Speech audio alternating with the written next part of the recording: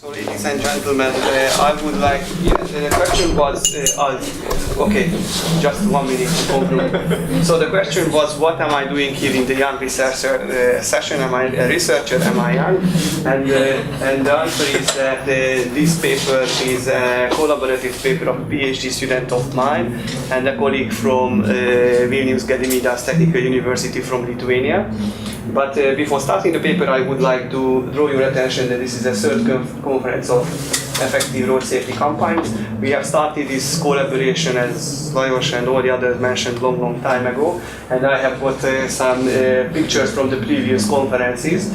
Some of the colleagues, Professor Hollo was here together with us yesterday, and other colleagues are still sitting in the row here with us. Okay, back to my presentation.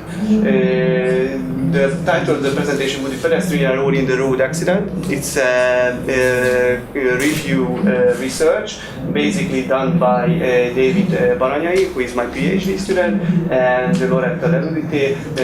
She is PhD student at the Vilnius Gediminas Technical University, and Professor Edgar Sokolovsky and Adam Török is also the co-authors. This paper, this presentation is based on a paper that has already been published in Transport Journal.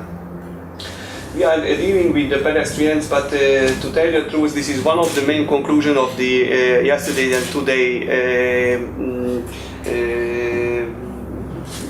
speakings and presentations in the coffee breaks or in the official part, that road safety problems and situations are really common in the Visegrad 4 countries, and one of the key elements in that was the pedestrian that we have focused on.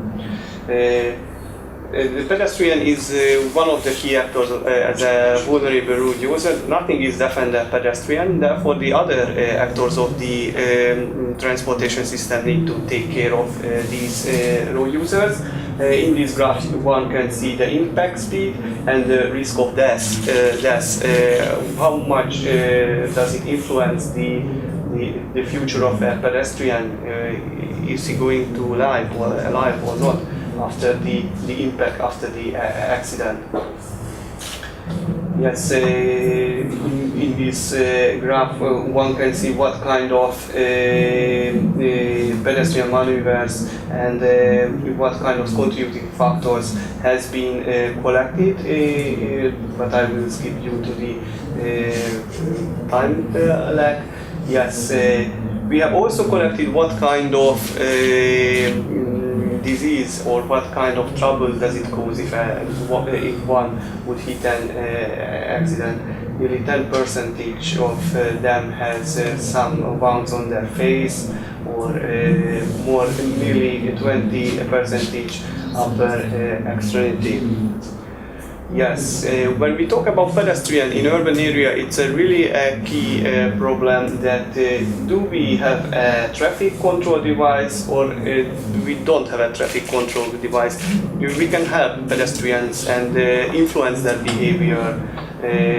Do we have a simulated intersection with crosswalking or not? These are really things that can influence not only the behavior of the pedestrian, but further on the severity of the accident as well.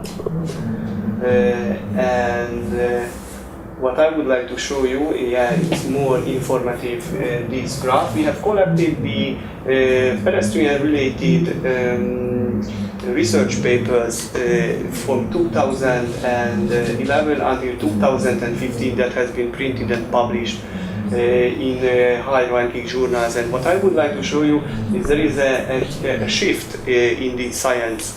Formerly, we were basically dealing with in-depth accident analysis. So a lot of accident data has been revealed, and they tried to find some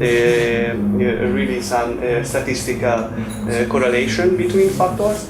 And nowadays, in 2015, there are autonomous emergency braking, assistance systems, driving behavior, so the scope of the paper has been increased. Probably it's due to the more and more autonomous vehicles, more and more intelligent solutions that we are using in our vehicles.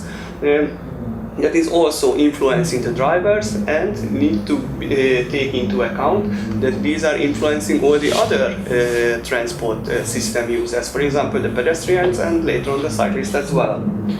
So that would be my very short conclusion on my presentation. Thank you for your kind attention. If you have any question regarding to the work of my colleagues, then I would gladly answer it within 1 minute, because then I need to pass the floor back to lunch.